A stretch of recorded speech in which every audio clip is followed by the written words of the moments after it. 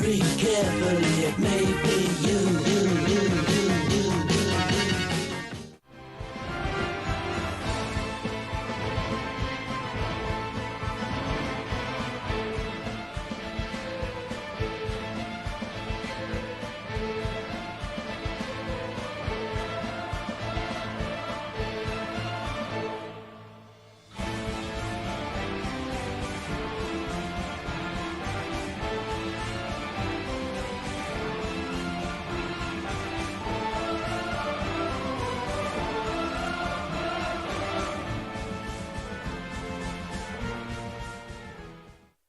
All right.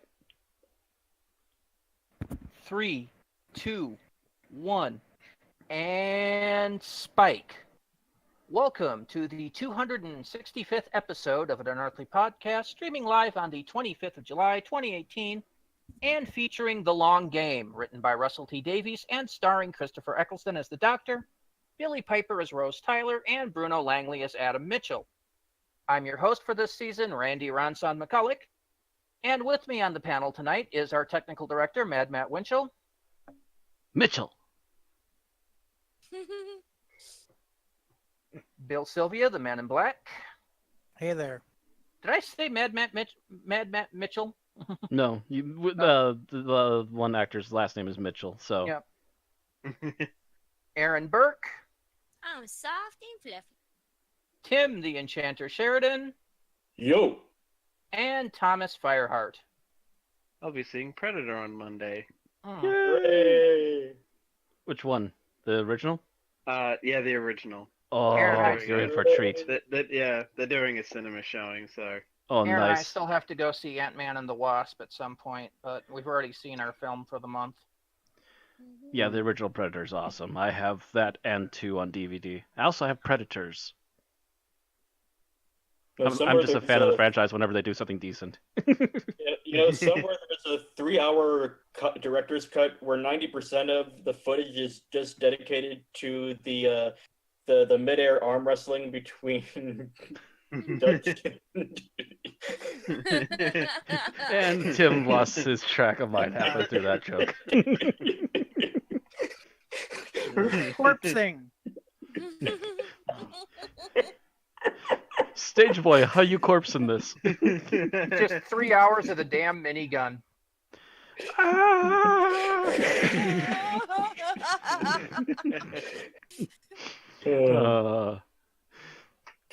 All right, so on tonight's show, we have birthdays and the news. I don't think we have anything in Geek Talk unless anybody else has anything to talk about. I have something to mention really quick if we have enough time. We can always fill it up with Comic-Con news depending on how much time we have. That too. Yeah. There's a lot of Comic-Con trailers to talk about if we want It's to as Geek well. Christmas. Yay! Do you have a review of Shame this week, Bill? I do. Oh wow! I was expecting. I you to haven't say no. articulated it into notes yet, but I have watched an episode. Okay. Which one? The Faceless Ones. The Faceless Ones, okay.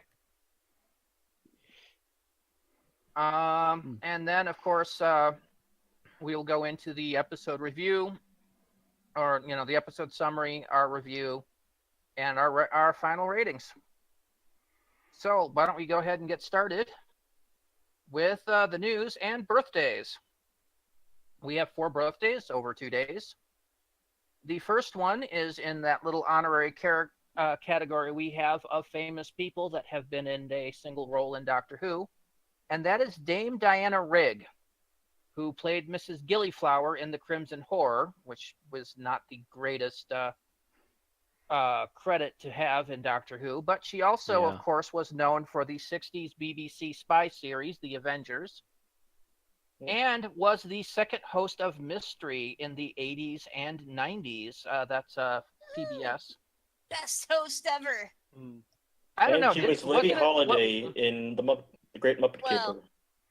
Other than Vincent Price. I was but going to say, didn't she replace Vincent Price? It's kind of hard. I think so. I thought think there was Big a guy in shoes to between. fill. Kinda Big shoes to hard fill, to- especially since Vincent Price could do it effortlessly. kind of Hilarious. hard Every to. button. Best ever. Yeah, it's kind of hard to top Vincent Price. He was I keep forgetting he Oh hosted my. though. Yeah, Hmm. he turned 80. I remember Vincent Price doing the commercials for Cousins Subs back in the day. Oh, I don't really? remember that ever. Oh my god. And do I want to remember that? Will I ever have a cousin sub afterwards? Anyway, on the same day, we also have the birthday of Roy Skelton, who I think was the longest running Dalek voice that we had. From about the 70s until the late 80s, yeah. Actually from the late 60s. Really? He His- started in the his- 60s? I wasn't sure His about first that. one was Evil of the Daleks, 1967. Oh, okay. Let's see when Yeah, that'd be the longest when did running Briggs voice. first start playing? Well, actually, do the audio visuals count as Doctor Who? No.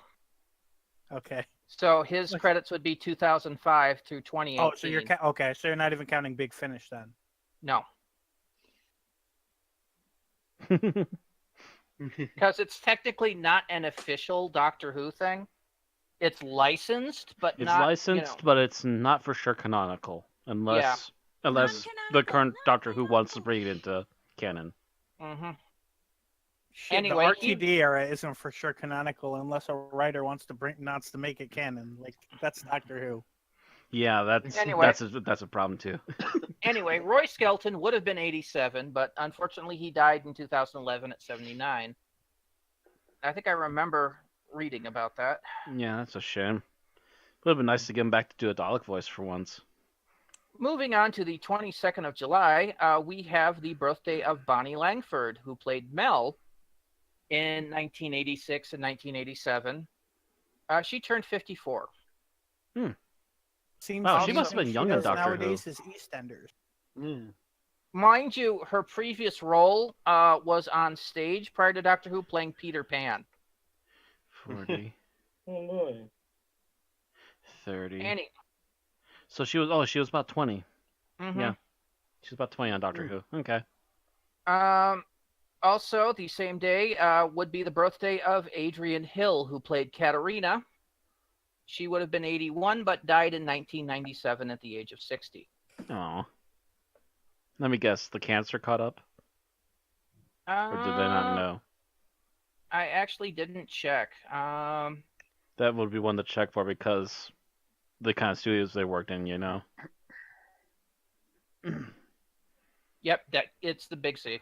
Ah. That sucker takes everybody way too soon in Britain now. Hmm. Mhm. Speaking of death, there's no lost stories this week. Woohoo! Yay.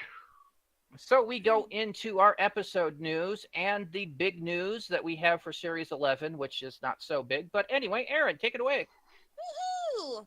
All right, as we mentioned last week, the Doctor Who panel at the San Diego Comic-Con was last Thursday, and there was some new news. Not a lot, as most of the questions given were fairly mundane. However, there were a couple of gems, including a trailer, which is a new full-length trailer from the con, and it's the one we've been waiting for with actual scenes. Yes, we've Mhm. finally seen some scenes from the new Who. It looks interesting. Hmm. Mm-hmm. All So, right. Mhm. how many of us have actually watched this trailer? I I've don't watched think it I too. have. I All have. I've seen is like the wispy one that didn't. I got Yeah, I watched it as soon as it came out. It doesn't really inform us much of anything. But it does Mhm. give us at least a feel for what they're going on with. Mm-hmm. Yeah. Oh wait, I is got- this is the different one? This is different from the trailer that didn't really show anything except for maybe Correct. the Yeah. companion. Yeah, this I this mean, actually shows we clips. See them traveling through what looked like a possibly an alien planet or a desert. Oh, this is the Hmm. you're talking about the "Will You Be My Best Friends" trailer. Is that what they're calling it? Well, that's like the line at the end, the most memorable. It's thing it's from the it. real teaser, not the pre-stage teaser. Mm-hmm. Hmm. But yeah, we see them. It basically shows them going to different locations. We see what looks like the inside of an alien spacecraft. We see that apparently the Doctor is still going through regeneration issues, possibly. And he didn't have to eat, or what's his name? Didn't have to eat eggs. I don't know the character's name. Mm.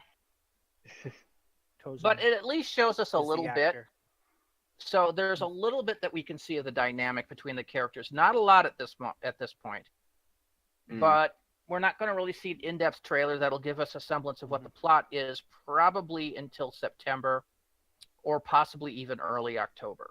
They seem to stand huddled together in sweeping shots. Yes, Very, very interesting chemistry. it is a very much. I would love to take scenes of this trailer and dub it to Lord of the Rings music, Ah, because I it could go is for mostly that kind of camera style. Like this thing of them climbing up a sandy hill. Da da da da da. Come on, you can see it. Mm-hmm. So really, that's pretty much all it really shows us. There's nothing in depth, but it's at least a good, we get to see more of the characters and more of Jodie in costume. So and we get to see Jodie's costume in an actual moving shot that's not like a pre-staged photograph. Yeah. It works better in movement, I think. Yeah. I agree. It looks better in the trailer than it did in that one image. Mm-hmm. Yeah. That one I guess we overused also- image. I guess we also get to hear her talk, and I was actually like, as much as there's going to be people that'll bitch about, oh, she's got a working class accent, why has the doctor got a working class accent, or whatever. And it's like, I actually really like it because it stands out. I It's think not she like- have a. That was not her. like- That was her real accent, right? yes, So and there. it's not like Eccleston had a proper British accent Although- either. Yeah, I mean, the fact that Eccleston is hated as the working class doctor doesn't necessarily make that a strong argument, but like among certain classic Who fans anyway, like he's not dressed like a lord or acts like a lord or anything. So some people really hate that about the Ninth Doctor. Mind you, I do have that same complaint about Jodie Whittaker's costume. Is it's a little, the Doctor usually dresses at least semi-professionally, and I'm fine with everything but the T-shirt. Or he Honest wears to a God. hoodie.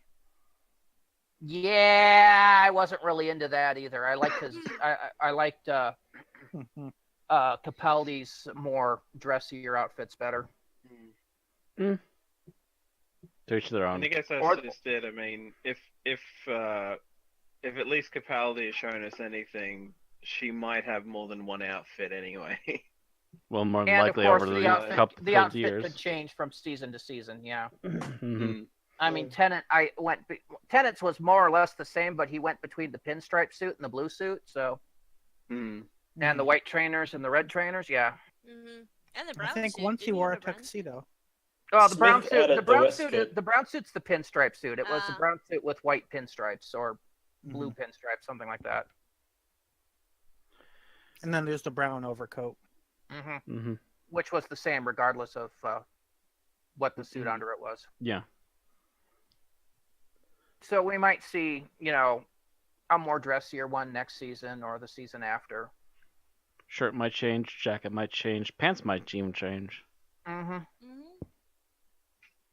And knowing how much running the Doctor does, the shoes are definitely going to change. Yeah, you can't help that. Yeah, she's going to blow out a pair in a year easy. What is she wearing for shoes? Are those? They're almost kind of like boots, actually. Yeah, I- those might hold up. Ankle boots. I seem to remember that for the 12th Doctor, they were all like focused on the brand and everything. So I wonder if they Yeah, they're If they're the boots. same will brand. specify. Like I remember for Capaldi, they were all like, "Oh, they're Doc Martens." Like they very specifically, they are Doc Martens. So I'm like,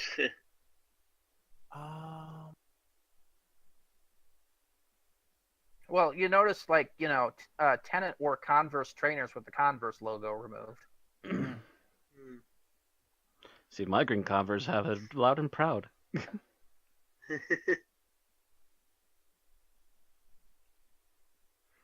Anyway, Okay. Anyway. All right, moving on. The Chris Chibnall did indeed confirm the rumor we reported last week. They are filming a Christmas special along with the new series, so it'll be 11 episodes long this year. No real details yet. No, but it is now officially confirmed. This is the word Mm. of one of the people in the production staff. As opposed to a random thing somebody said on Twitter, this was a direct Q&A. And it was from the head himself. And he said, yep, we're making a Christmas special, so we're making 11 episodes. So, hey, confirmed. We can now put a check in that box and move on. Happy Right. Christmas. On top of that, there are no returning monsters. Yep. I didn't hear this one, but apparently, was it Tim or Thomas? Which one of you actually? Matt heard it. I heard it. Matt In the heard it. Q&A at Okay. the end. I heard it Yeah, during that the was- question, the Q&A. Chibnall very specifically said, "No returning monsters. We're doing all new planets, all new monsters this year." Yep. So But no isn't the return to Doctor New gonna be Earth, in it? no Daleks, No no Cybermen. Cybermen, No no Santarans. Santarans. No Slitheen. No Ice Warriors.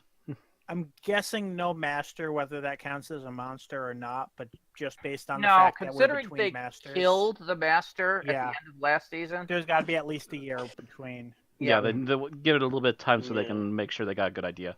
Mhm. Vixie also says in the chat, at 20 seconds into the trailer, she's wearing something different. Yes, I believe that's probably Cabaldi's old outfit that she's Yeah. wearing Yeah. still. Yeah, she's Yeah, wearing it in a she few does shots. start the first episode with Capaldi's old outfit. And she Which runs makes around sense. in that for a while. She probably doesn't get that outfit until the end of the first episode. Mhm. Do you remember that when Matt Smith took over? Yeah, that is Capaldi's old outfit. When Matt Smith took over, he wore a Chunk of Tennant's outfit for most of the first episode. Yep. And same with Capaldi wearing Smith's outfit. For only about the first quarter of it, though, but then he switched clothes with a bum. But yeah, for 2016, yeah, that's Capaldi's old outfit. So that's definitely a scene from the first episode. Mm-hmm.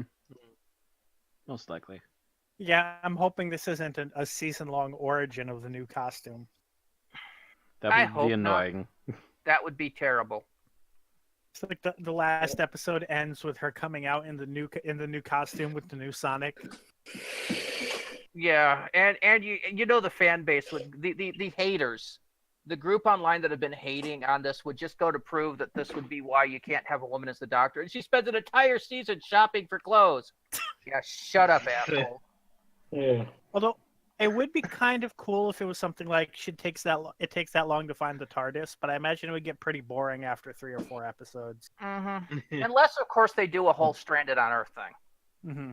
If it's like they take the whole season to find the TARDIS, and it's almost like a unit season, Mm-hmm. that would actually be kind of cool. But I hope But it not. does not look like it, so... So that's all that we have for the Comic-Con news. A lot of the questions were like, how did you feel when you were first cast? Who did you first share it with? That kind of basic, stuff that's The not basic stuff really you new. would have been covered already, yeah. We Yeah. learned that Tosin really hates eggs and had to do the scene with the eggs like 100 times. That's about it, huh? That was the That's most interesting amazing. thing I remembered.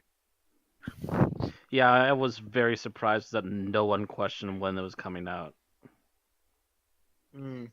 Yeah, that was a surprise to me too. But Yeah. that could have just been we can't reveal this yet was given like stated Yeah. before the release, so no questions on this. Then that would have been mentioned like before anyone was on stage, though. So I'm not Unless sure they about did that. it before they started filming. Yeah, it could have been one of those. It's like only people who are here get to know. But I feel like somebody would have tweeted it. Yeah, someone No, would have not that that by they now. gave the date. Just we can't Oh, release okay. this. Yeah, Yeah. please don't ask this question because we can't officially release it yet. That kind of thing. Mm-hmm. I don't know. Anyway, Anyways. moving on. We go from that to little cast and crew news, and we have an interesting little tidbit here that we discovered ourselves. Yeah, a little Although bit. it has been reported elsewhere now. Tim? Yes. One thing we didn't mention last week, because we were unaware, was the fact that the Muppets were doing some shows at the O2 Arena in London. With them, alongside Miss Piggy, Link Hogthrob, and Dr. Julius Grinchpork in the Pigs in Space section, was none other than David Tennant and Peter Davison.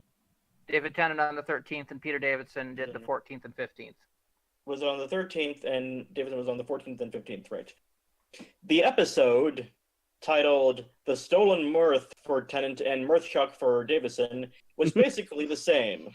Link Hogthrob goes into a massive Curse of Fatal Death style regeneration spree, regenerating into the various Doctors, including Sam the Eagle as the first Doctor, Gonzo as the second Doctor, Pepe as the third Doctor, Fozzie as the fourth Doctor, Scooter as the fifth Doctor, Lips from the Electric Mayhem as the sixth Doctor, Dr. Bunsen Honeydew as the seventh Doctor, Uncle Deadly as the eighth Doctor, Rizzo the Rat as the ninth Doctor, Kermit the Frog as the 10th Doctor, Walter from the new Muppet movies as the 11th Doctor, and Floyd Pepper as the 12th Doctor.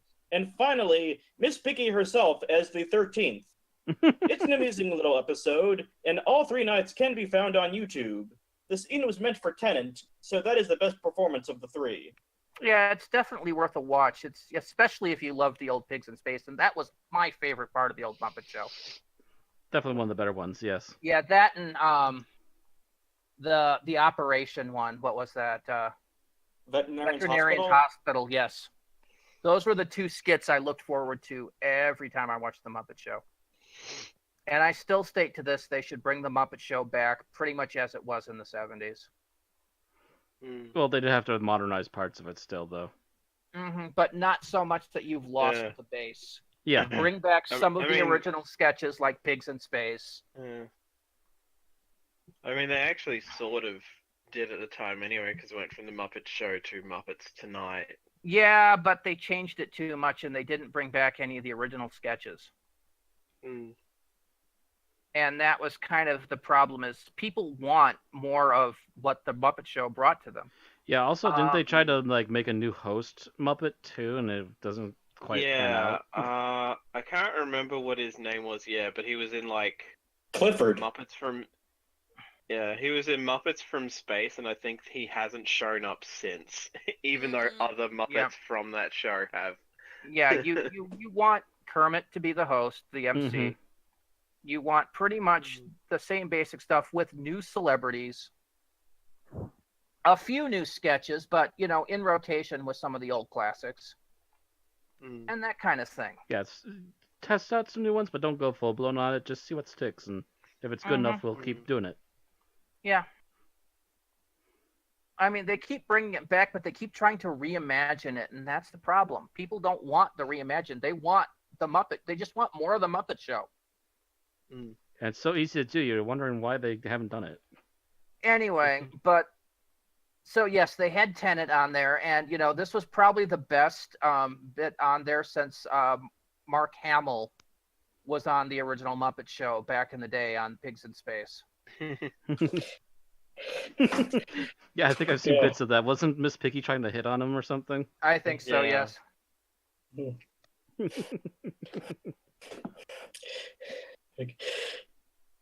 Okay. So that's really all we have to say about that. It's on YouTube. Just look up David Tennant Muppets 02. You can find it. Yeah, it's a hoot. Move on. All right. In merchandise. Yep. In merchandise news, Jodie Whittaker, the 13th Doctor's screwdriver, has been revealed. Even though, as online commentators have said, the most recent screwdriver has been used for about a second and a half. Yeah. But yes, there was a new screwdriver to fit the new Doctor. Both the actual prop appearing in the trailers as well as the purchasable toy, which seems to have a bit less of the which I'm pretty sure has less of the detail. The big image there has everything, but when you look at the one in the box, it's less painted. A little bit less detail, yeah. It's all one color unless they just didn't fix it up for that photo. Whereas the one in the image at the bottom actually has the yellow and everything. Yeah. So I'm curious if that's two photos of the same thing or if they're different things. I don't know, but I really don't like this design. Yeah. I mean, I know they're trying to make it look organic, but all the little pitting and everything and the molding. Oh, actually, that reminds me. That's another thing that was brought up. The screwdriver came from their prop shop guy, And that same prop shop guy is also, by the way, is the same one who did props for Torchwood and Sarah Jane Adventures. Mm. Okay. Now Well- they did mention in the panel that she comes across I forget if they said she comes across the screwdriver or the parts for the screwdriver Parts in for a the unique screwdriver. way, and won't really say any more. So I'm wondering if this is something that she builds while separated from the TARDIS. That's a possibility. Which Or it also almost makes me a looks little like a meh. finger that she might have taken from an android of some sort. Yeah, it looks weird. That's kind of what bothers me about it is they went for the whole organic, like kind of Farscape kind of look to it. But that's And, not yeah. really what the screwdriver's about, though. No, We'll see how it looks on screen, but yeah, it's kind of meh on me right now. Yeah, honestly, looking at it, it's like the Curse of Fatal Death jokes, like, really coming to mind. It's ribbed. Don't want to go there, but at the same time, they didn't help themselves. yeah, Yeah. One of the first comments I made just looking at the poster version, which seems a little smoother than the toy version, It does. but it's specifically looking at the poster. One of my first thoughts was it looks like they took a sonic screwdriver and had it redesigned by the same people that make razors for women, which generally have an only aesthetic edition that doesn't really add that much to the function, but it just makes it look curvier and more traditionally feminine, and that seems to be a large part of what they were doing with this redesign. Maybe. yeah. For me, it looked like they took a hand phaser from Star Trek: The Next Generation, took off the grip, crushed the rest of it around the central emitter, and then dipped the entire thing in acetone. Yeah, I'm not over. You can tell I'm not overly fond of it. If we're lucky, she'll find some shades. And... No. And moving on now to book news, and for once it's not Candy Jar Books. Right. BBC Books is releasing an illustrated compendium about the women of Doctor Who called The Women Who Lived, a play on the 11th Doctor's nickname for Clara. It contains over 75 inspirational tales of the fictional women characters in the Doctor Who universe. From single-shot characters like Agatha Christie and Queen Victoria, to companions like Clara and Bill, this book will be released on the 27th of September, just a couple weeks before the launch of the series, for £12.99. See? And there is no Candy Jar Books news this week. Apparently, they took a break to go to Comic-Con. Maybe. Where they sold all the All books. of it. Yeah. So finally, our last bit of news comes from Big Finish. And it is a big finish. Oh dear. All right, so out now. We've been talking so much about the in progress volume 3 of First Doctor Adventures that we forgot the second volume wasn't released yet. It is now. The First Doctor Adventures volume 2 is released today, starring David Bradley as the Doctor, Jamie Glover as Ian Chesterton, Gemma Powell as Barbara Wright, and Claudia Grant as Susan. Stories include The Invention of Death by John Dorney, The Barbarians and the Samurai by Andrew Smith. The First Doctor Adventures Volume 2 is available now from Big Finish for £23 CD, 20 pounds download. Like I've said about these, Bradley does a good job. Bradley looks like the Doctor, but he doesn't entirely sound like the Doctor. And the people that they got look more than sound like their versions, but it's still an interesting storyline. All right, Matt Smith's Doctor gets 4 stories narrated by Jacob Dudman in the 11th Doctor Chronicles.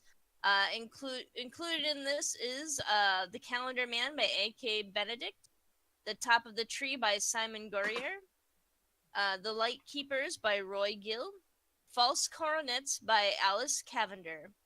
The 11th Doctor Chronicles will be released in August for £23 CD, 20 pound download. And All moving right. on. Any comments? No. All right. Moving on, we have the War Master, Only the Good, went off so well that they're already making a sequel. Derek Jacobi returns in the War Master, the Master of Kalos.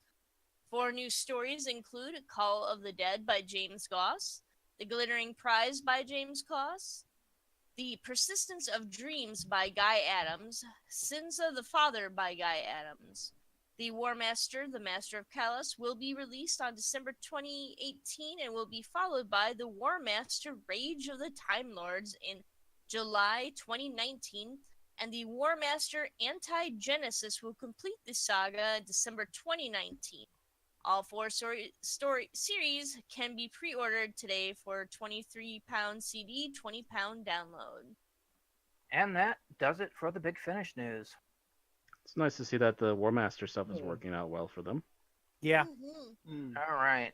So, it does seem we're going to end up with more Derek Jacobi than anybody else for the Time War. At this rate. I'm okay well, with I, that. well, I would have loved to have more John Hurt, but Right. you know, Things think happen. would've unfortunately, loved he it kind of too, died. but Yeah. Mm-hmm. I am kind of waiting for the War Leela, especially since her That timeline would be is a little amusing. tangled thanks to Companion Chronicles. So Yep. So we move on to our review of Shame, and Bill is finally getting to the reviews that he should have he went to Spain for, and Yes. so he's starting with the Faceless Ones. So watch the Faceless Ones. It was a fairly good Zygon story. Shame. While not being a Zygon story. Shame. Shame. That's really distracting, you know. I know, but We made it a meme at this point. yes. Mhm. I think what I liked about it was I think the acting was pretty strong. What I could see of it, obviously, there were times where it was just action scrolling across the bottom of the screen. Well, from what I Okay. could see of the action, it seemed to be pretty good. Kiss. Downside is it seemed like any 6-parter, really, especially one with telesnaps, to be a little dragged out and boring. Do I have favorite scenes and stuff? I really don't know if I do with a telesnap episode. No, just go ahead and give mhm. your I mean- summary and rating. Really. It would be nice if the chameleons had gone on to kind of become the origin of the Zygons, but instead it seems more like they were the beta version. Shame. Shame. But I'm going to say 3.5 out of 5. Okay, that kind of puts you in the middle. Shame. Vixie in the chat. This is the best part of the podcast so far.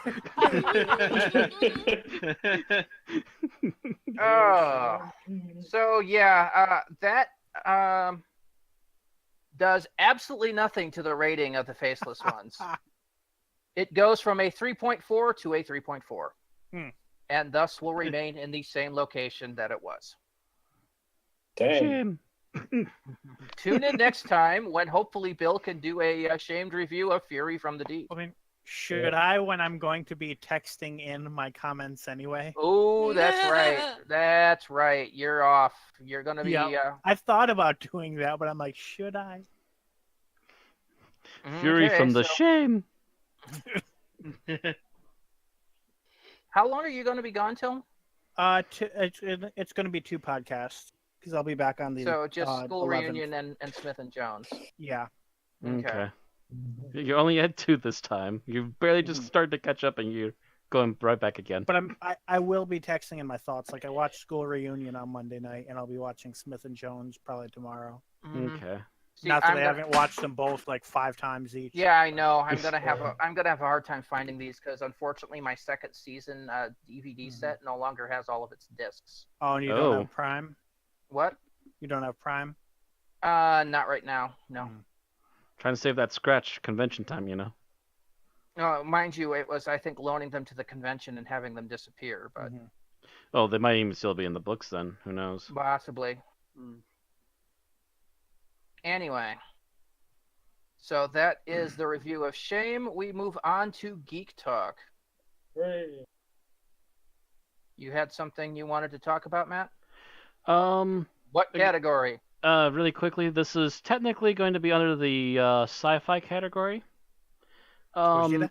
Television or movies? Movie. movies. Okay. So I just recently watched the Blu-ray release of George A. Romero's Knight Riders. So Okay. George A. Romero, obviously popular for horror. George A. Romero. There we go. Thank you. I'm looking up images really quick. It typed in half of it for me. Popular for horror movies. In particular, he's popular for the Zombies franchise and craze of the 60s until the 80s, and bringing it back once in a while here and there when he was still around. I found out about Knight Riders after his passing, and I have to say I've finally seen it, and I'm about to do a review on my own YouTube channel for this. It is the most astonishing movie I've ever seen. It's probably the most heartfelt movie he's ever made. It's not even really a horror movie, even though it's still rated R. And its focus is actually more on people trying to find their place in the world. And that's the main focus and it's all based around this crazy Ren fair where people have these jousting matches on motorcycles. Like, no, legit, it's people in full, like, fake armor, fake weapons on motorcycles jousting each other.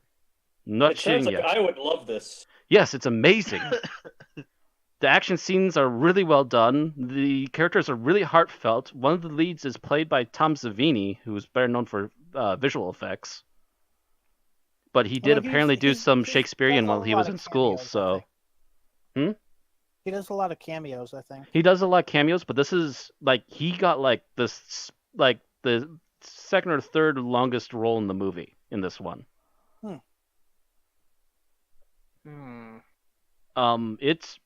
It is a strange movie when you consider that it comes from George A. Romero, but it's a really wonderfully done movie. And the biggest shame about it is apparently, according to Romero, before he passed on, like maybe 1 out of 100 of his fans ever knew about it. Apparently, he was inspired by the SCA. Yes. He even mentions it in the extras. That he was inspired by the SCA, but they told him, we're not sure, but hey, if you change those horses to motorcycles, maybe we're talking business. And he fumed over it for a couple months before he decided, you know what, maybe that's not a bad idea. So it was kind of like the SCA meets Mad Max. Kinda.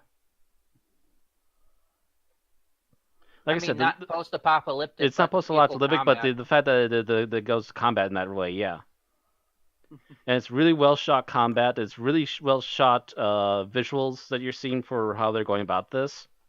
Apparently, Tom Savini was also a really good armsman on a bike, because he did a lot, like half of his stunts, I believe. They did a few just in case with somebody else, but.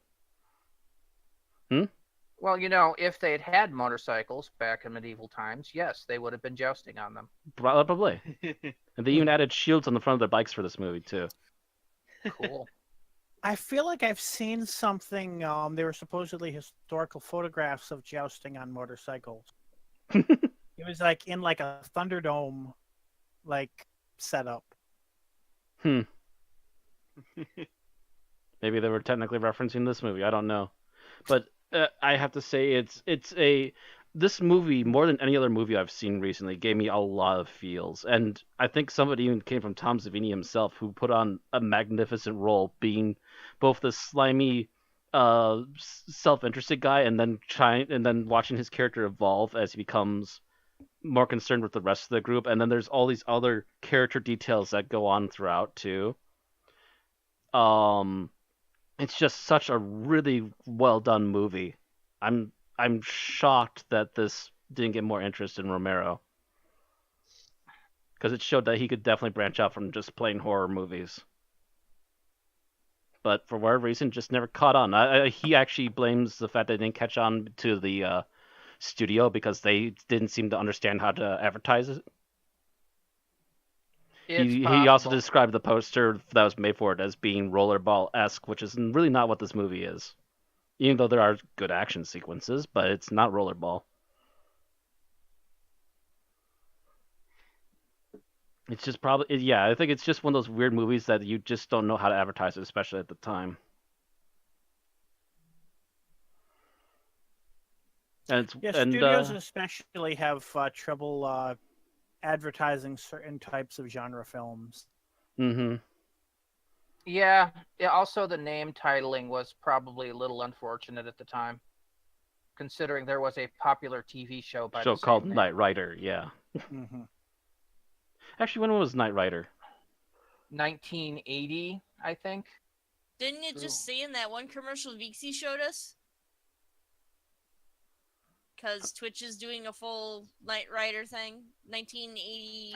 Actually, it would have come out before because it started in 1982. So. Yep, 1982. Oh yeah, so it would have beaten it by a 1986. year. Mm-hmm. So who copied who on that title? I ask you. Put my hands on my hips. Oh, like they. 1986. Yeah. Romero did like, it first. Unfortunately, I can't find any budget notes on this movie. Budget versus take. Well, that's going to be hard to find because it was technically an independent film. They just let Romero. There was part of a 3-movie deal, and they just let Romero do what he wanted with the 3 movies. Mm-hmm. The other 2 movies that were made from that same pool of allowed movies was Creep Show and Day of the Dead.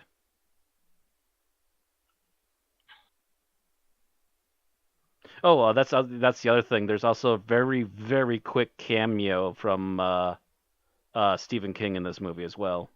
Mm. He's this random bumpkin drinking beer, complaining that it's all fake.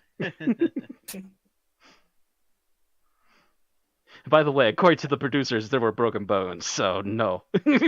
Yeah, but I mean, I was just wondering because you could find budget versus take for like Star Wars.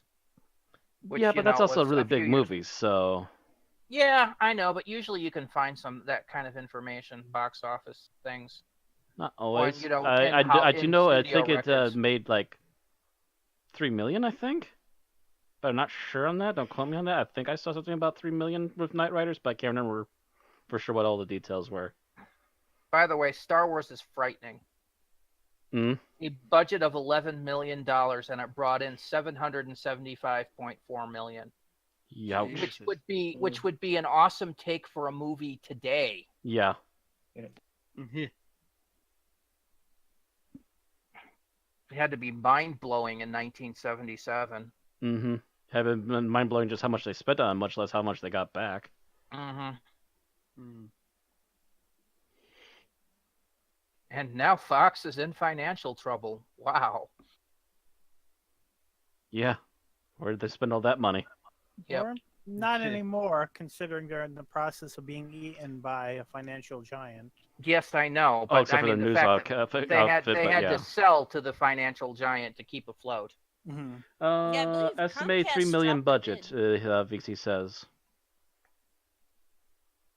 So how much it made back, I'm not sure. Mm-hmm. But then again, All it's right. estimated 3 million. It could have been cheaper because Tom Savini's really good with that.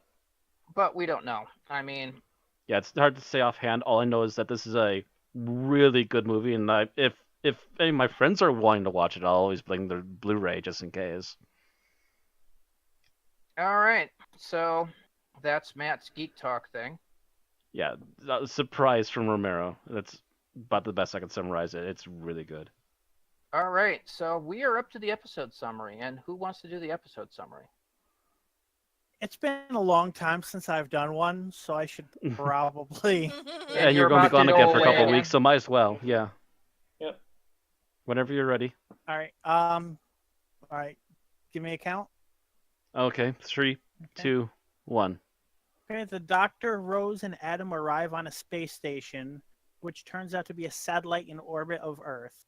After Rose briefly tries to show off to get Adam, to get Adam's attention, he goes off to take some time on his own to process things. Unbeknownst to Rose and the Doctor, Adam ends up installing a computer in his head and using it to transmit information back to his home answering machine. Who needs an almanac? Meanwhile, Rose, the Doctor, and a local investigate why people who are promoted to floor 500, which has walls made of gold, never make it back. The editor, the person in charge of the station, notices and invites Rose and the Doctor up to floor 500. They stand out as anomalies in a world where he and his alien master, the mighty Geographus, control all information and keep tight control over the human race. Thanks to Adam's head computer, the editor knows all about the TARDIS and steals his key, planning on stealing the TARDIS. However, the local whom the Doctor and Rose left behind turns off the coolant system that was releasing heat exhaust into the lower 499 floors. The mighty Geographes dies of explosiveness. I don't know. He needs the cold, is the point. And the editor resigns, leaving humanity to pick up the mess as the Doctor and Rose drop Adam back off in his own time. The Doctor deletes Adam's future message and leaves with Rose. All right. Wow. Off by a couple seconds, but that was a minute and 28. Yeah, well, it's an hour episode, and it's a Russell T Davies one, so it's fairly linear and straightforward. I would have gone for the Geographes' full name, but I had kind of assumed that Randy would cover it in the intro, and I never went back and wrote it down into my notes. The mighty Geographes of the Maxim Rolandfall or something like that? I think you don't know. skipped a couple I syllables. think I skipped a couple of things, yeah. Yeah. Yeah, the thing is, The the way Maxim something rate info. the thing is, the way it's written when I look at Called the Max for subtitles short. and the way it's pronounced sounds completely different. Yeah. Yeah. There's like 2 or 3 additional syllables, which I never managed to catch that name, which is why I didn't write it down. Yeah, the mighty Geographes of the Holy Hadrajasic Maxim Rodenfall. Maxim Rolandfall, yeah. I get to Maxa and then it's gone. Maxim Yeah, Rolandfall is like, what I I remember even- hearing, so that's what I Yeah. go with. It's a very Lewis Carroll-esque name. Like Appar- Raxophalabic, blah, Yeah. blah, blah. Raxacorica Fallipatorius. I can say that one. Yeah. Yeah. Why can't you And say the the other one then? Monraths do It outweigh. doesn't. Because I can never hear it enough to say it. He kind Yeah. of trails off as he says it. And Well, it's also that the Jagerfest itself is like growling and hissing and shit. yeah, over I him can't make it out. talking. Whereas you got that wonderful scene in World War III where they're actually saying the name like 3 or 4 times, Raxacorica Fallipatorius. It also has a great. There's an onomatopoeia about it. It just kind of rolls off the tongue once you know it. Raxacorica Fallipatorius. It's just like supercalifragilisticexpialidocious. I was about to go there too. You just once you know it, you can just kind of mnemonic to that rant tone and just know it automatically. But this one, no, there's no pacing for it, Mm. so it doesn't stick in my brain. Yeah, I even tried to like see if there was any behind the scenes stuff where they say it, and nope. The only behind the scenes thing I could find was oh wow, I'm blanking on the actor's Nothing in name. Doctor Who Confidential? No, like it has like a bit where Russell T Davies is like, oh, it's easy to pronounce. It's kind of like a joke, and then they go to oh god, what's his name? How am I blanking on this?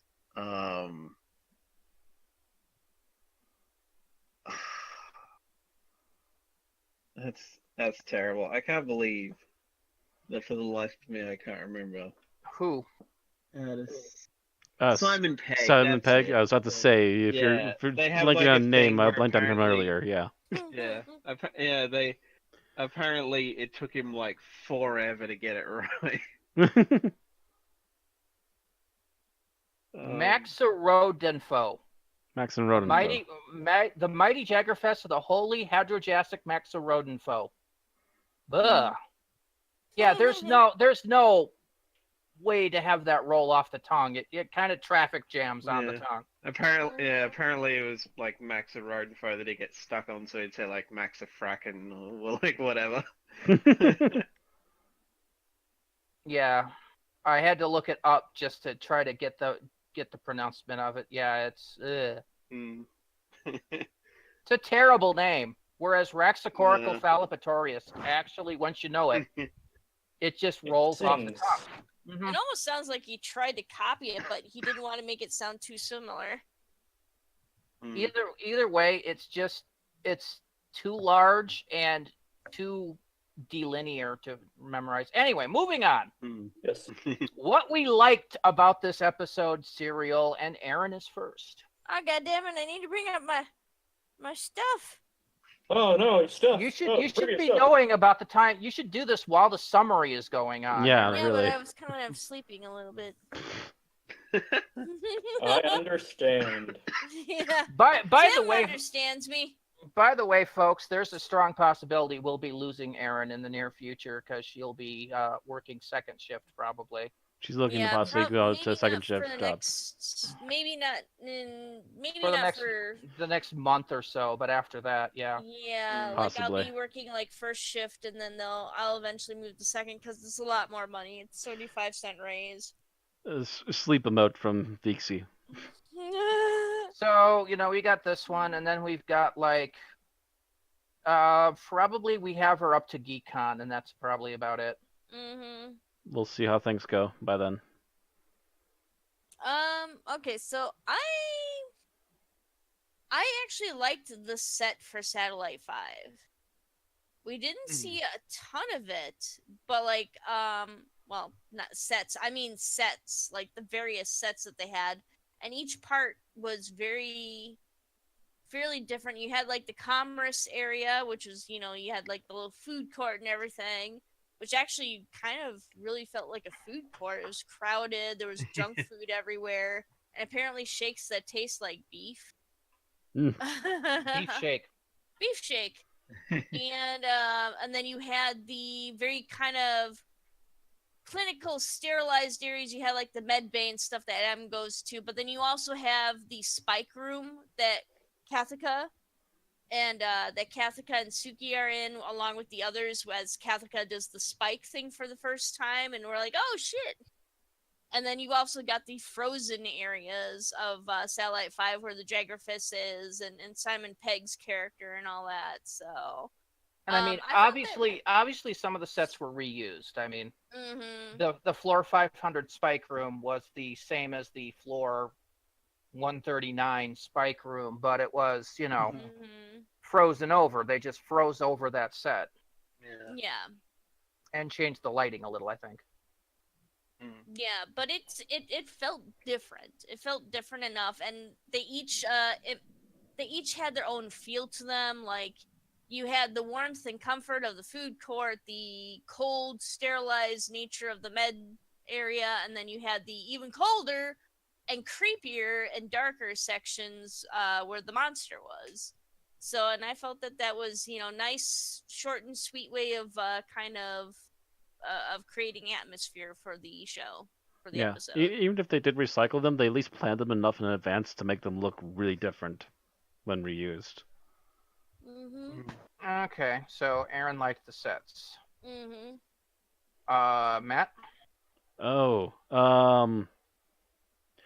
the editor from Moment One is a really interesting character out of Simon Pegg. He's an interesting, slimy villain that you can't help but to keep interest on because you're wondering what this guy's up to. And even more so, who's the guy above him that seems to be barking orders in his ear? He was kind of like a proto-master. Kinda almost. Because he has some of that same kind of manicness that John in spots, Sims brought. Yeah. In fact, the first time I saw it, I kind of expected it to be the Master. Just, it's like, oh my God, are we seeing the Master kind of thing? And then, no. Is he just incognito? No, he's just this Simon Pegg character. Okay. It'd be interesting if he came back, though, is another thing I like, too. Because we never really see what happened to him. No, I mean, he gets his foot caught in there when the Jaggerfest explodes, but... But the Jaggerfest just made a giant mess. We're not sure how much damage it actually did. Yeah. Okay, so, Tim, how about you? I really liked how the Doctor shows some savviness in this episode where he immediately, or like, if not immediately, very quickly catches on to the fact that something is amiss. Like, it was a refreshing change of pace from other episodes in which usually the companion has to hit the Doctor over the head with a sledgehammer to let him know that there's something rotten in Denmark.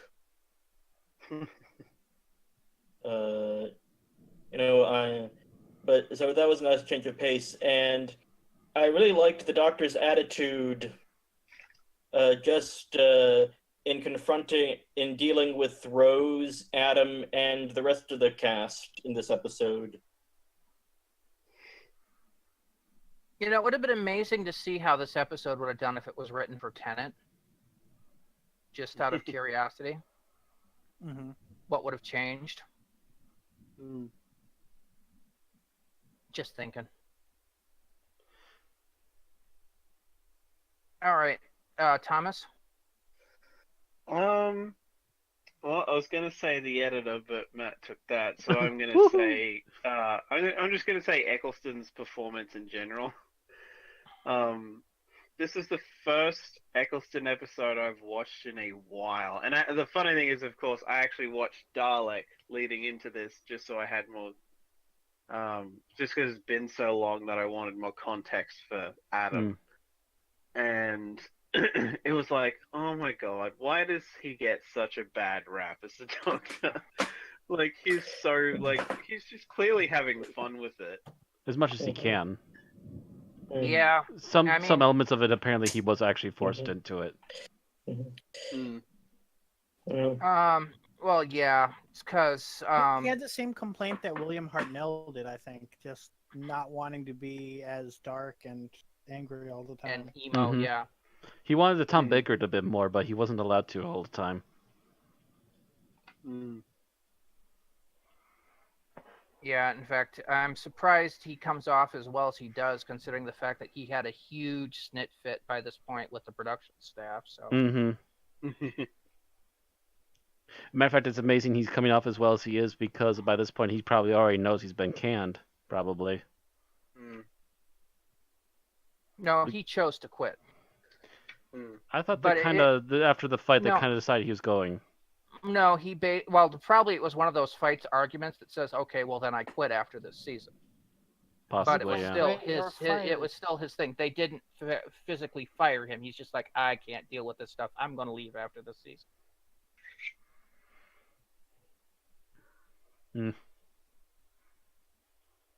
Anyway. So, Bill, how about you?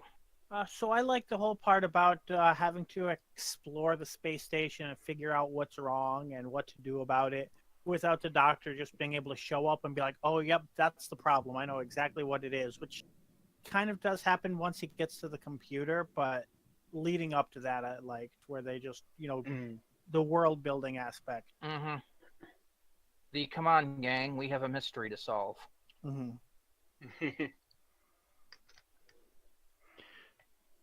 Can we paint the entire screen and write the mystery machine on it? Can we get K9 back, please? Affirmative. All right.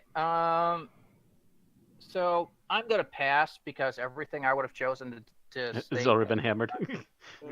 I mean, it's only a 42-minute production, so. And there's, 6 of us on this panel, so you run out of things. This isn't one of those episodes where you could just keep listing off great things about it. Yeah, for me, well, as compared to next week. Next week I had trouble narrowing down tops. All right. So let's move on to what we disliked about the episode. And Aaron, you're first. Aaron? She must not be back yet. Bueller? Oh, she's AFK. She's busy. So we will skip ahead to Matt and go back to Aaron. Oh, I hear somebody. It's not Aaron, she's muted. Okay. Well, you know what? I'm going to call it out because the Mighty Jackrofest is an interesting monster, but I also know for a fact that it's a repeated, almost ad nauseum monster after this season. Because they used almost the exact same idea twice, if not 3 times. What is this? The Mighty Jackrofest monster. They used the monster in the ceiling bit like at least once, if not twice more after this. It's almost like they had no idea how to do an original monster after this one. Because I know the Broodmother did this, the exact same effect, and I think it was used a couple more times afterwards. Wasn't it used for Prisoner Zero too? But it was more snake-like, but like the snake just disappeared into the disappeared into the ceiling. Yeah. It's just like, where does it end?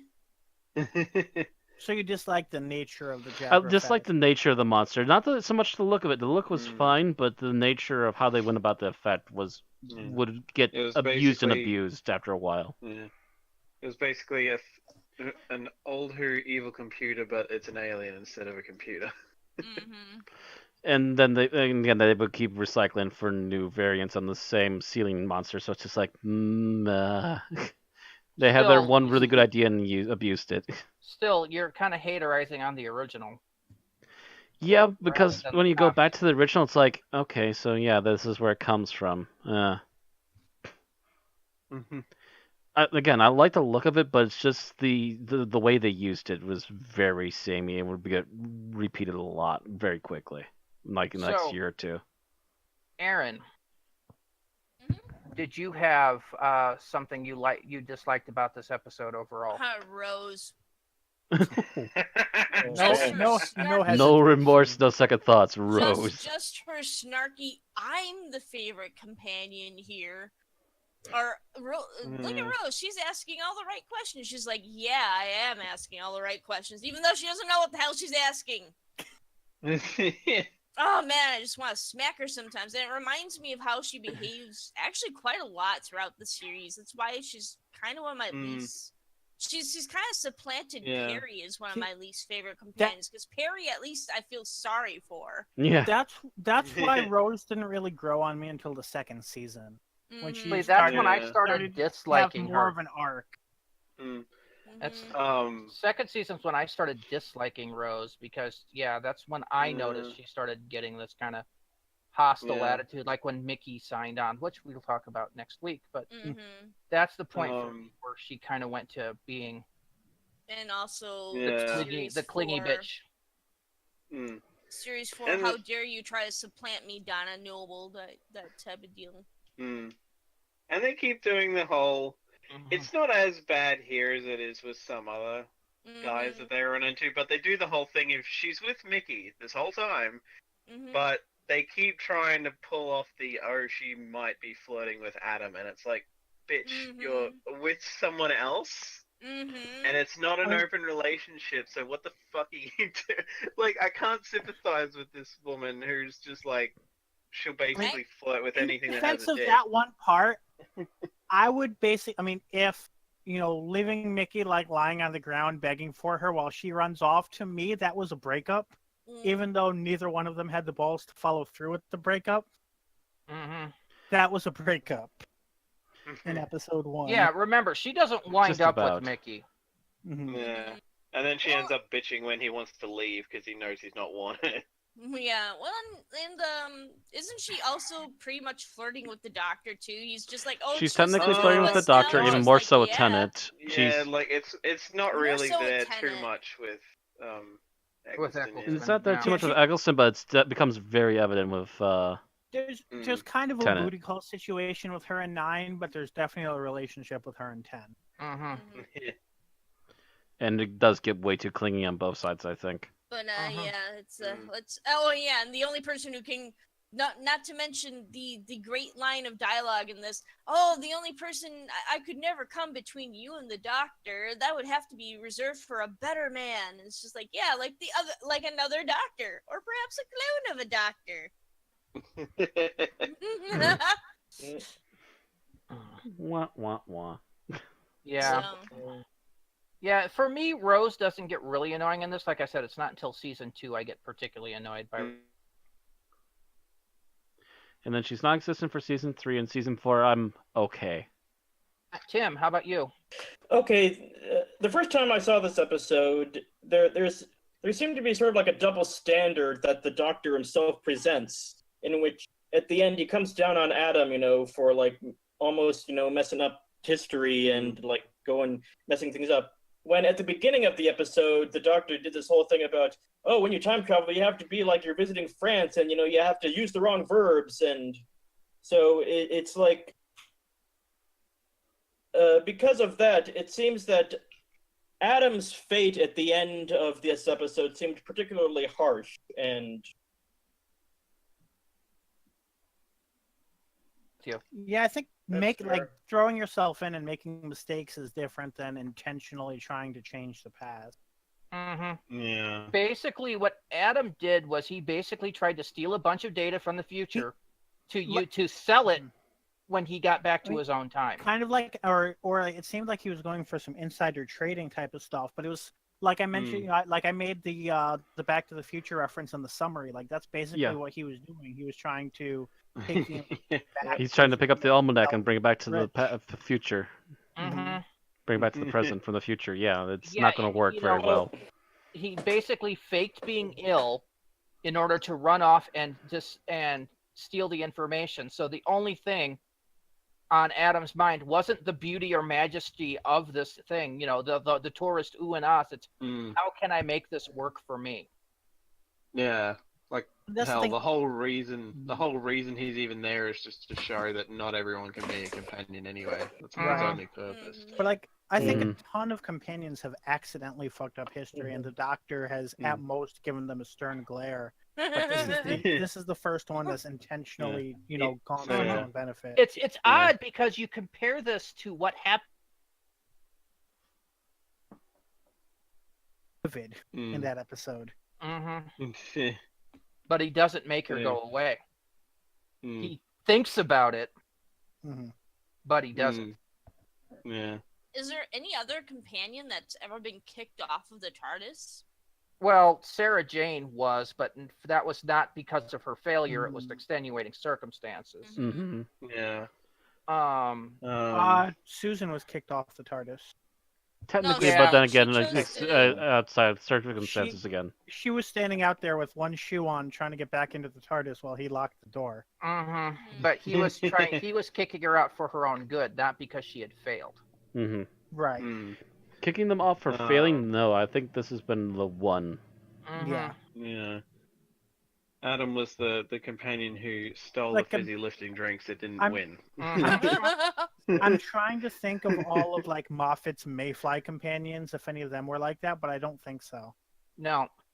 And this is I'm actually going to interrupt here and go in because basically Adam is what I liked least about this since we're talking about him. And he is literally the example of how not to be a companion. And he fucks up in every possible way imaginable. He sees the majesty of the universe after being so eager and cool about this in Dalek, and he promptly faints. And it's not like he geek faints. He just freaking passes out. It's all too much from almost instantly, yeah. Then he watches this stuff. He learns how this information happens. And the first thing he does is he fakes being sick so he can run off and steal it. He doesn't even get involved in the story or contribute anything. He just basically runs off and does this and then proceeds to use this spike at exactly wrong moment and nearly gets everybody killed. Yeah. Oh, and also he uses and abuses the Doctor's credit card, apparently, for this. Yeah, but it's not really his credit card. It's basically stolen. The Doctor wouldn't have cared about that. Yeah, wouldn't have cared. I mean... Yeah, technically the Doctor wouldn't have cared, but it's still... He would have been annoyed if he rolled up and bought a Porsche, but it wouldn't have been enough to kick him off the TARDIS. I mean, he would have been annoyed if he tried to buy something really important and found out his card was maxed out. Which would have been fun. Apparently it has unlimited credit, so that's not possible. Yeah. So the Doctor's got a secret bank somewhere. So, piggybacking off of that, I'm going to add with the fact that of all the whether you look at him as a companion or an antagonist, either way, Adam is still a very passive, boring, uncharismatic companion / antagonist, which kind of drags down the episode. Like, there is nothing interesting about watching a scene with Adam. Like any scene with Adam. Vixie asks, would you consider Jack Harkness to be kicked off? No. The first time he was removed was because they thought he was dead. The second time he walked off willingly. Yeah. Mind you, the Doctor avoided reuniting with Jack. Because he did seem to know that he must have somehow came back, yeah. Well, no, he mentions this in Utopia, that he knew what happened to Jack and it frightened him. Not to mention it worried the TARDIS apparently because it reacted right. so. Yeah, well, because to the Time Lord's sense, Jack is just wrong. I mean that was the Doctor doing what the Doctor does best. It wasn't him it wasn't an anti-Jack thing. It was more of a Dr. I'm not sure I want to be runs. involved in this, and this is possibly not a good thing for me kind of deal. Well, it was in a way an anti-Jack, but not because he's Jack, but because what he'd become was basically a Time Lord equivalent of an abomination. what was it? Was it rule number 1? Don't run off. That was the Doctor projecting. But no, I mean Jack had become this fixed point, which like he said, was just this abomination. It's something that should not possibly exist and did. So it freaked him out. So he knew that Jack was probably there and took off before Jack could leave. It wasn't so much as kicking him off as he just ran away. Mm-hmm. And Jack, of course, managed to get his own time get back. And when he sees Jack again at the beginning of Utopia, he immediately tries to run away again. But Jack manages to catch the TARDIS and basically forces him to deal with it. And after that, no, he's welcome back on the TARDIS permanently. Yeah, Yes. apparently the TARDIS and the Doctor got used to him. So apparently Adam did return, but only in the comic books. Yeah, He's that also done doesn't some Big matter. Finish, hasn't he? No. I thought he He's was not- doing Big Finish stuff. Bruno may have done some stuff, but not as Adam. Not as Adam, okay.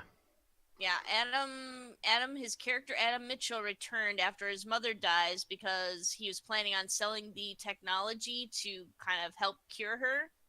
Apparently she had cancer or something. So, but she dies, leaving Adam alone and seeking revenge on the Doctor and every companion with whom he regularly traveled across his different incarnations. So they turned him into what's his face, the villain from fucking The Incredibles, the first movie. That definitely. Syndrome. Syndrome. Being a revenge-focused villain does seem like what would happen to Adam. It's just he's a super genius trapped in the modern day with future technology and a grudge against the Doctor. What do you expect to happen? In most Yeah, he's gonna become a DC villain no matter what. Yeah. It would be nice to have seen him actually return as an actual villain in Big Finish or something. Or at least Anyway, something to finish off his we've gone character, on but for yeah. about 10 minutes on Adam, so Yeah, anyways. It's never long enough. so I believe we were at Tim.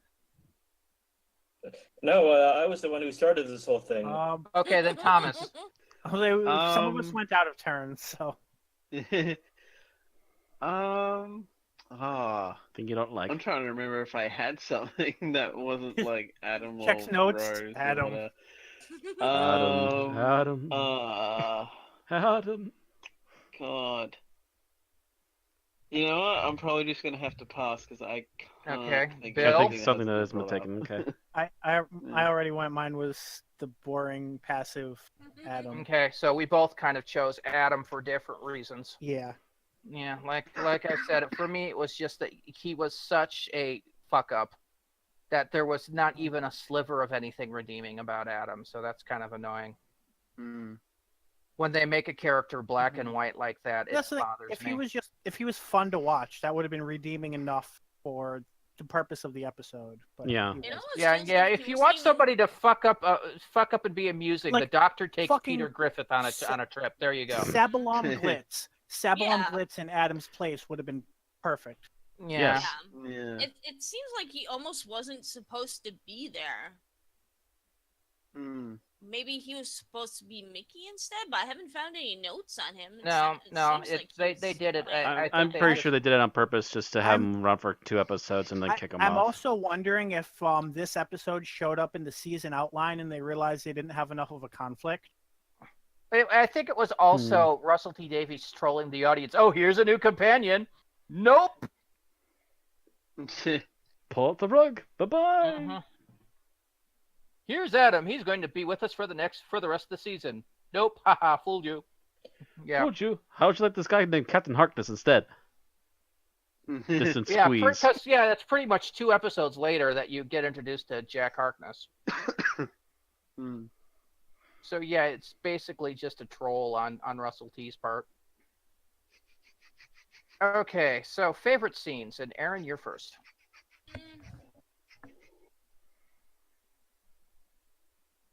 I think it's the scene where Suki kind of reveals who she really is. She's outed and she just pulls out a gun. She's like, okay, what's going on here?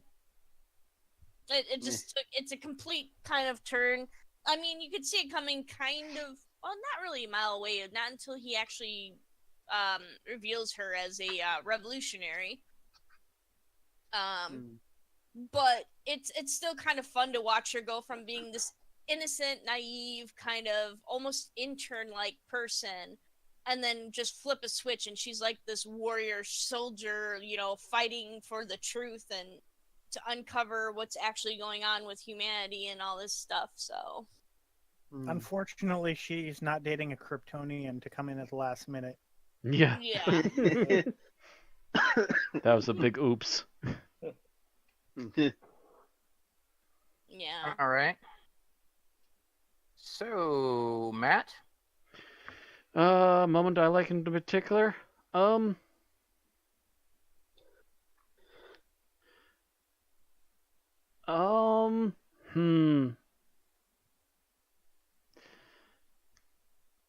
gosh, I'm just trying to pick one in particular. I'm going to go with didn't the Doctor do like a he's your boyfriend kind of deal at one point? Or was that close to the beginning, maybe? Then she He's your said, not when he fainted. When Adam Yeah, when he fainted, yeah, towards the beginning, your He's your boyfriend, you take not care of him. anymore. No, he's not.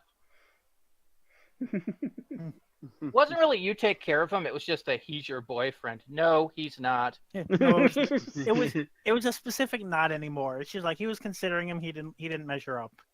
He was very too quickly didn't measure up on the first trip. Dope. You are the weakest link. Goodbye. He lasted about 5 minutes.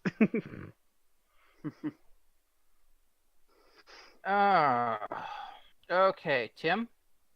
Okay, one of my favorite Eccleston moments, period, comes when the editor asks them, is a slave even if he doesn't know he was enslaved? The Doctor says, yes.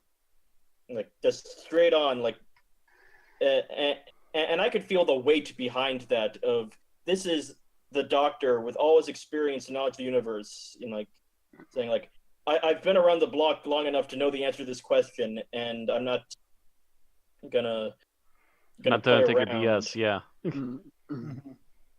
I must admit I like that for different reasons, just because there's like the yes and then the I was hoping for a philosophical debate. Right.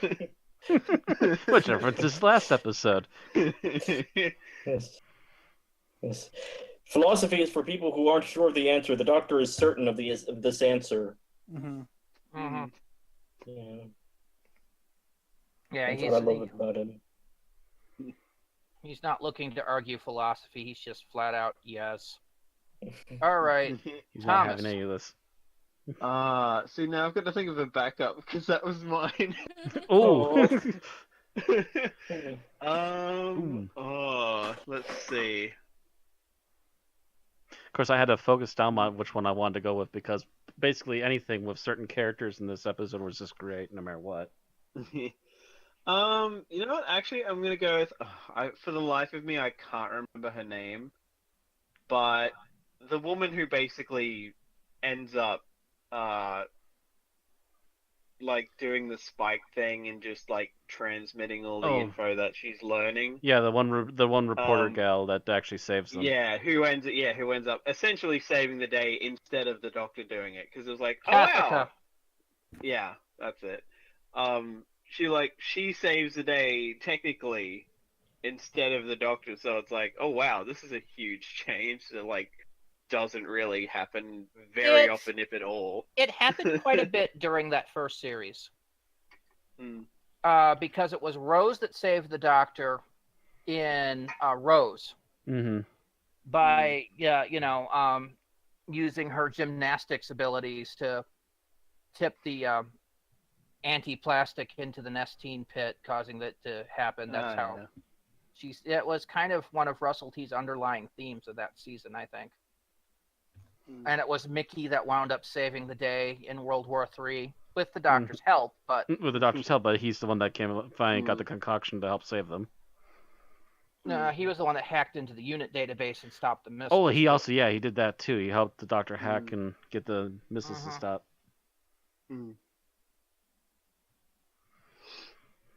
So that it's kind of a recurring theme in that season. But yeah, I get your point. Bill, Yeah, how and, about like- you? So my favorite scene was, I don't know if this counts as the same or different because I'm not focused on that specific line that Matt was, but just the whole scene with Simon Pegg hamming it up, and I'm going to have to refer this upward.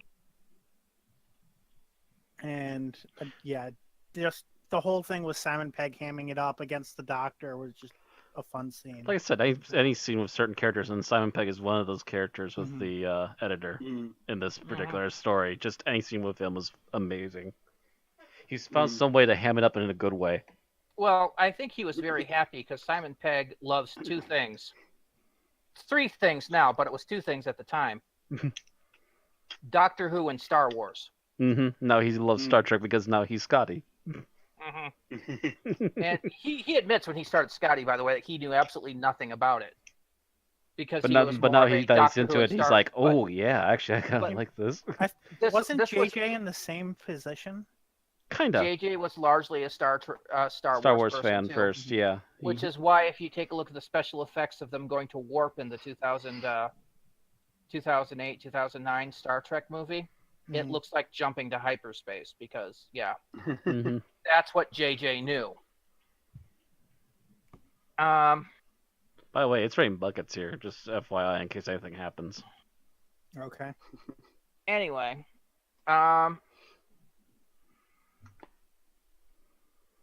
yeah, Simon Pegg is a huge Doctor Who fan, so he's getting to play in Doctor Who. Yay. So yes, he's playing it hard because he's excited because he gets to be in Yeah. one of his childhood shows. I mean, I would He's be the playing the same villain, way. but yeah, I'm here. Yay! Yeah. And like I said, I swear they took part of his acting and used it as the basis for John Sims' Master. Just about. Yeah. Yeah. Well, it was the same writers, so I guess it kind of matches. Mm. All right. So that was you, Bill? All right. Yeah. So my favorite scene is the scene where they just come onto the platform and the Doctor's going on about, oh, you'll love the fourth great and bountiful human empire, the culture, the fine dining, and it just transitions with everything, with the whistle blowing and everything opening up, and it's a freaking Burger Shack stand. Plus, welcome to New Earth. Oh, we're in a slum, surrounded by drug dealers. Mhm. Oh, joy! Concealing carry. Just that irony of oops, yeah. Where have we gotten ourselves now? I always like it when the Doctor makes some grandiose speech and then is immediately proven wrong. Tasty burgers. Missed Oh, we're- the Eye of Orion by that much again. Certainly on Earth. This must be Heathrow. Always the best one, yes. An entire season of looking for the airport. Well, he What spent if that you- season and another season looking for the Eye That's- of Orion, wasn't he? It's what it feels like when you use public transportation to get to JFK. Wah, wah, wah. All right, so your least favorite scene. And Aaron, you're first. I think I'm going to go with the one with Kathica and Rose, where the Doctor's like, "Oh man, I've pretty much given up on you. Look at Rose. She's asking the right answers," and Rose is like, "Yeah, I am, even though I don't know what they are." But then Kathica gets her revenge later on, and that was just the scene that kind of highlighted how annoying Rose was for me in this. Mm. Even though you don't really see too much of her. So, but yeah, Kathica learns from the Doctor, and the Doctor kind of acts more appreciative that she's there. So, Mm. All right, Matt. Ice Cube puke. Really? Damn it! yeah. See, I was thinking that would be really useful. It would be, but at the same time, really? And why Kinda would you gross. just throw that in without any consent? True. Gross. I hope they don't give that to any frat boys. Ugh. They'd be like barfing out bricks. Oh. Oh. The worst ice dispenser ever. That would be a horrible way to die. By puking up ice cubes. See, you said frat boys, and my first thought was then they would use it to cool down drinks. Ugh, yeah, Oh. that's the other direction they'd go. Oh. Yeah. Did you need some ice for your drink, dude? Get here. Oh God. And I know they do that too. We live in a college town. Yup. Yup. Frat boys are terrible. But they don't care because they're too drunk to care. Yeah, I looked at that thing and I almost got sick the first time I saw that. Oh God, I think I can see some seeds. Oh, like he was eating a kiwi. That was literally the first time I watched that episode. Yeah. So that's mine and apparently Randy's. Yeah. Tim. I didn't really buy the scene where the girl who gets promoted gets sent up, and she has the gun on the editor, and the editor just points up, and then and that's when she notices the huge blob monster on the ceiling. It's like, okay, she wasn't looking up, but like, do people have no peripheral vision whatsoever? So apparently, it's a huge ninja tactic that Gaijin Goomba talks about all the time. That apparently people don't usually see things more The than old 45 cling to the degree ceiling angle technique. above them. So depending on if the room was deep enough, then it would not work. But if the room was, enough where you don't necessarily look at the ceiling as soon as you enter, like if it was a small Also, the enough monster room, could then it tuck would away definitely in there too. Is the other thing. Yeah. No, it's the whole alpha predator thing that they mention in Avatar. But yeah, it's also technically a 100%. stealth move by ninjas as well, and it's a historical fact that they use certain deep enough angles to hide themselves while still watching their enemies. Yeah. So Like yeah, I said, if the it old was able to ceiling hide technique. deep enough into a hole in the ceiling, then yes, it could have easily surprised her. But Okay. you'd be surprised that the monster was being so quiet. Now, to counter what I said, I do find it hard to believe that that room was shallow enough for her not to for nobody to ever see the ceiling when they first walk in. It seems like it would have to be a pretty deep room. So Yeah, that or there must be a secret door that we're not seeing. Oh, it's a possibility too. Would have been nice if there had been like a hatchway or something that opened up and there was the. But for at least one of the shots, yeah. What? I was always here. What do you mean? I was definitely here. You just didn't see me. Didn't see me as I snarled with big, sharp, pointy teeth. My movements were so slow that I became invisible. And yes, who you've been working for him your entire life, your boss, here's your editor-in-chief, J. Jonah Jameson. There's a reason to scream. That would have been a good bump. And I just thought of it now, unfortunately. Right. Oh.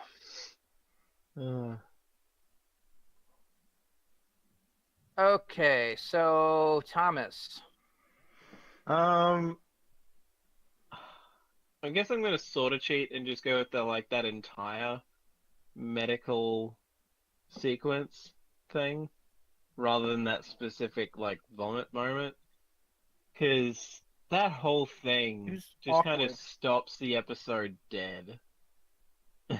And that was one of those things to what I was talking about before, where just if Adam had any sort of charisma whatsoever, it would have been fine. Yeah, like hell, if yeah, I guess if you even go to when we go to Satellite 5 again, and they have like Jack with the The the clothing makeover gun, robots. yeah. Like this is kind of like that, but boring. Whereas the thing with Jack was entertaining. Yes. Yeah, But then again, it exactly. helps that And- Jack is constantly charismatic the- all the time, so. Yeah. And the funny thing is, when I was watching it the second time earlier, I was like, this seems like a really bad porn setup. Because this woman, just like the way she's acting to act like kind of, she seems a bit off. But it almost seems like at one point she's just gonna jump him. And just like jump on him and just go for it. And it's just like, Well, he's what got all the money in the fuck world, is so. going- Yeah, she's really kind of hard selling him the upgrade Hmm. because Yeah. I bet she's working on some kind of commission. Yeah. Possibly, too. Yeah, that might Mm. be the real reason. In chat, the mighty Jackrafists of the Holy Hydrojasic Maxarolinfo Ninja Warrior. Kappa. Okay. But yeah, that scene is a little bit meh. But basically, I'm just like, oh my god, you're fucking off, you asshole. That's pretty much my thought for most of the scene. Like I said, I really don't like Adam. No. Mm. All right, Bill, how about you? Your least favorite scene? So I would have to go with, I feel like the ending seemed almost accidental with the Doctor and Rose just not having enough role in things, and it just seems like, what's her name, happens to warm up the floor 500, but she doesn't actually know it's going to save them. They're just kind of saved by accident.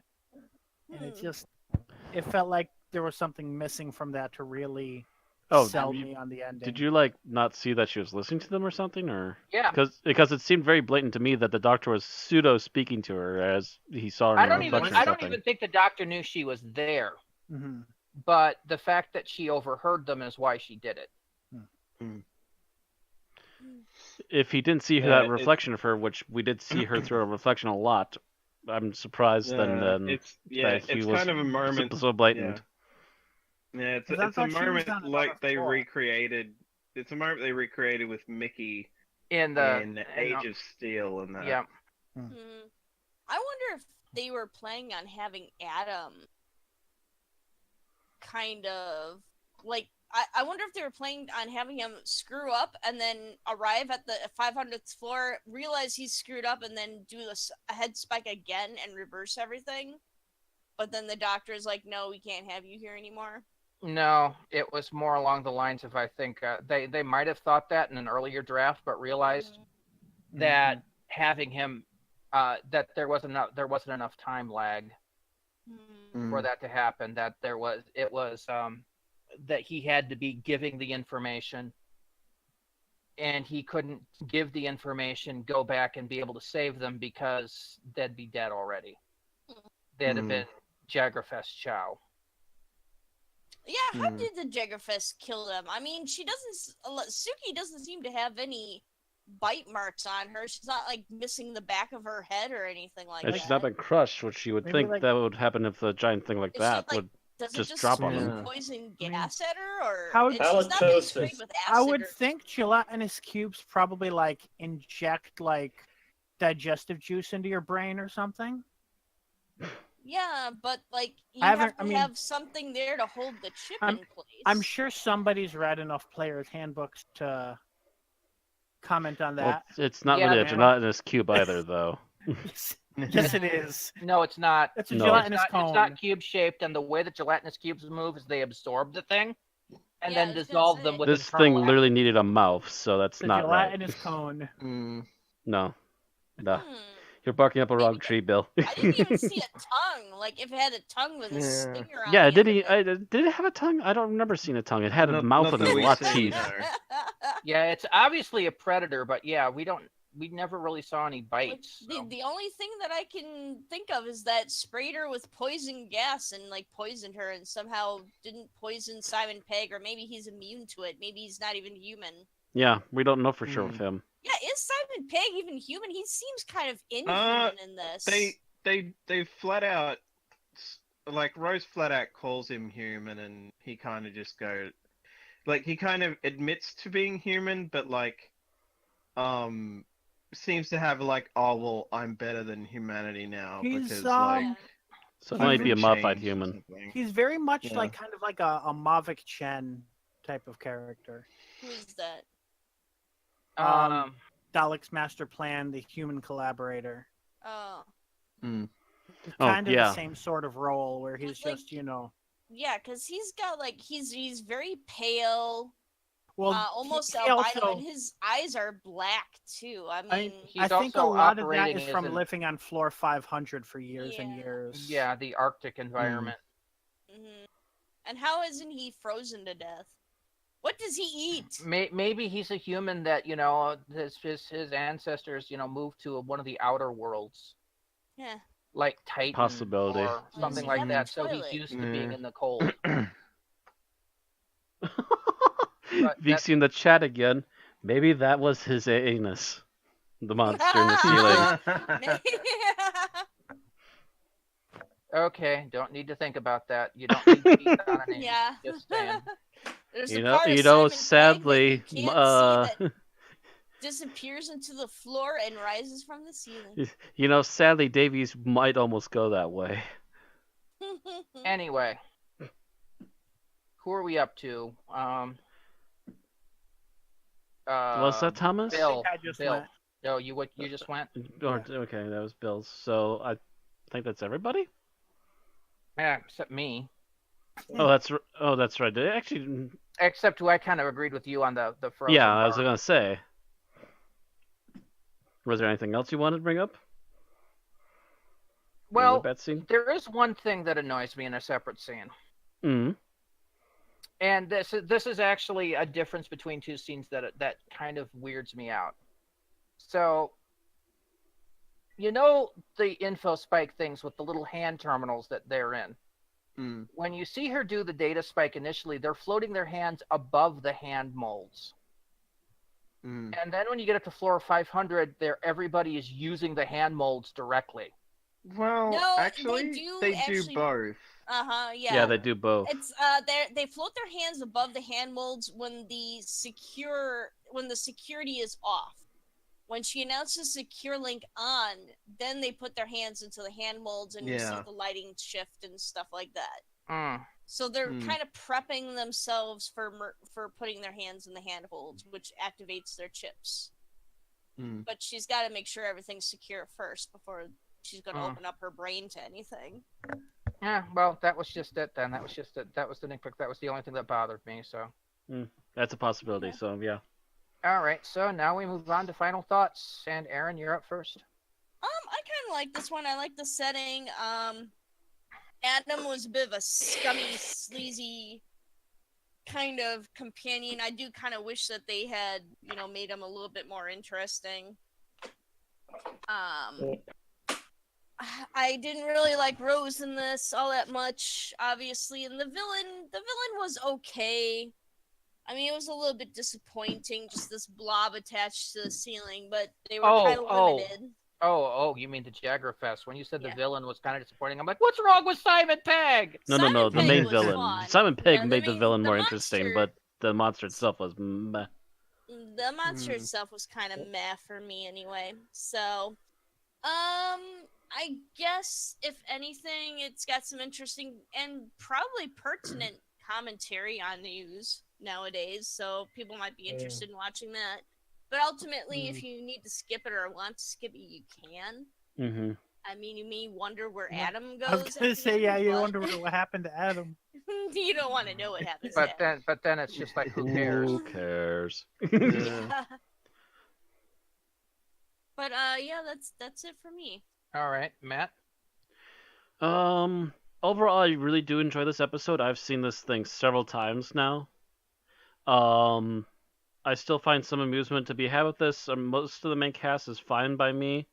Rose does rub some people the wrong way frequently, so yeah, I'm not surprised that some people were upset with her in this episode. But a lot of these side characters came off as interesting. Adam is the suckiest temporary um, companion ever, and so yeah, he gets the boot that he kind of deserved, even if it was a bit rushed. Um, and Simon Pegg is a really interesting villain. It's just a shame that his overlord was a really kind of in the long term meh monster. Otherwise, the majority of the plot works really well, and then the majority of the effects are actually really nicely done for their, at least for their, especially for their time. BBC budgets, you know. All right. Tim? I think this streamlined storyline works very well in this episode, as well as Christopher Eccleston as the Ninth Doctor. I didn't mind Rose this time around. I thought she was serviceable, well, if not extraordinary. I don't think she's ever been extraordinary, but I did agree that Adam was ultimately kind of pointless. But I thought this was a nice, okay episode that I didn't hate all that much, and I enjoyed some aspects of it. All right. Thomas?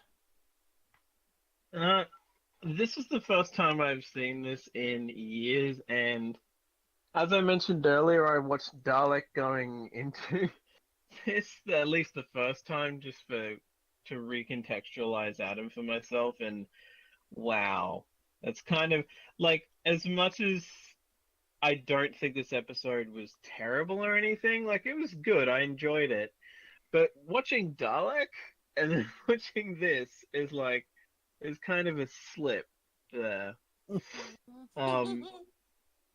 It's just like, yeah, they could have. And as far as the Jaggerfest goes, I really feel like they should have just gone all in with the editor being the main villain, and just not done the Jaggerfest at all, because you would have saved money, because you wouldn't have had to do that dodgy CGI blob thing. But yeah. You'd have had to And of course, explain the why funny thing Simon is, Pegg was 100 years old. and of course, the funny thing is without the context of what happens at the end of this series, this ending of the Doctor just being like, "Oh, I don't give a shit, I'm just gonna leave," would be a bit iffy. But of course, we know where that goes. But yeah, like, I enjoyed it. Not as good as the episode that precedes it, but it's not like, you know, a sharp descent into crap or anything necessarily. All right. Bill?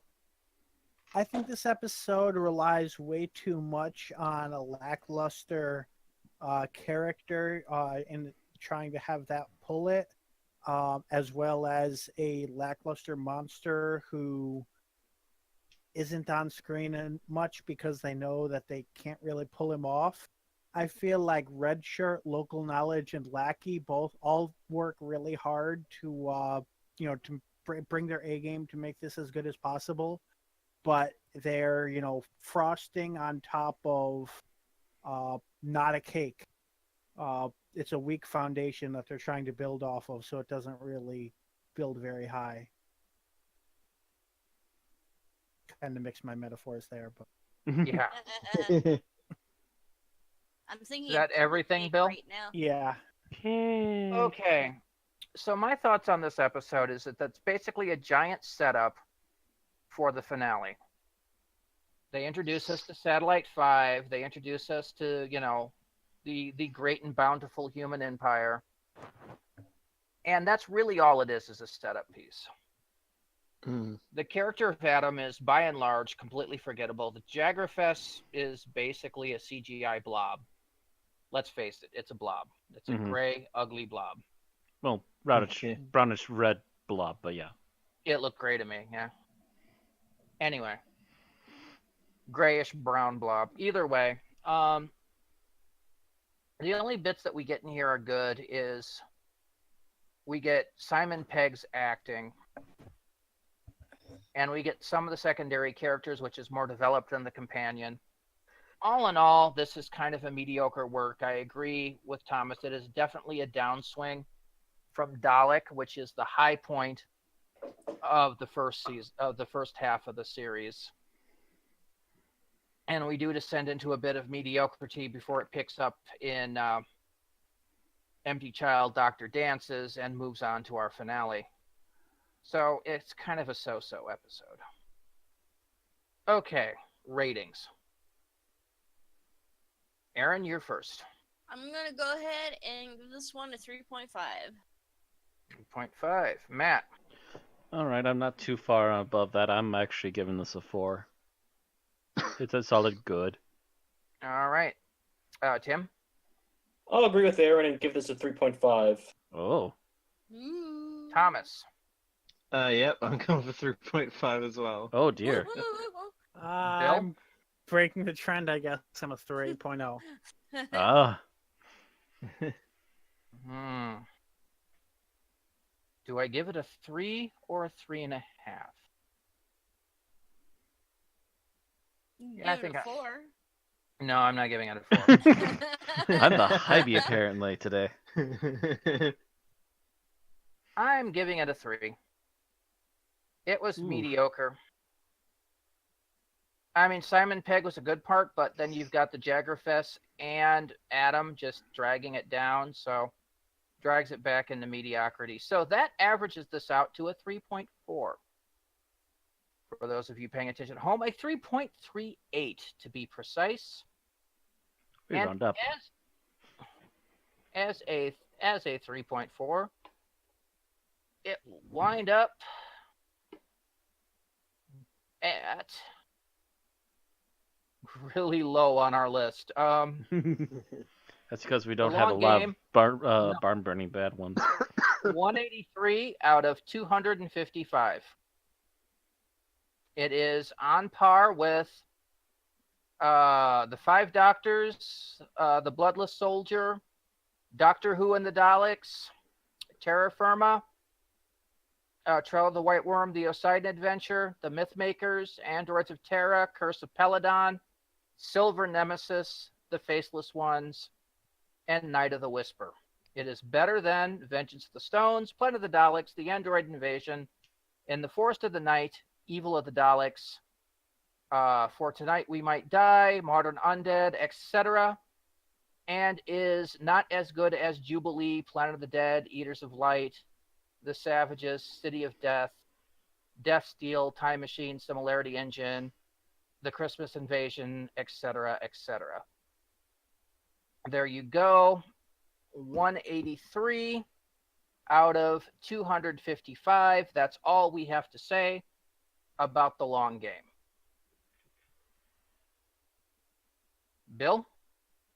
All right. If you enjoy listening to us, please follow us on twitch.tv/Unearthly Podcast and at an Unearthly Podcast on YouTube. You can also follow us and like on Twitter and Facebook at twitter.com/unearthlypod and facebook.com/unearthlypodcast. And if you want to support us, you can head on over to patreon.com/unearthlypodcast.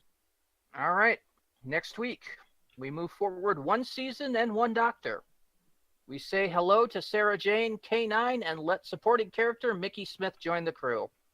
It's School Reunion, written by Toby Whithouse, starring David Tennant as the Doctor, Billy Piper as Rose Tyler, and Noel Clarke as Mickey Smith. Hey.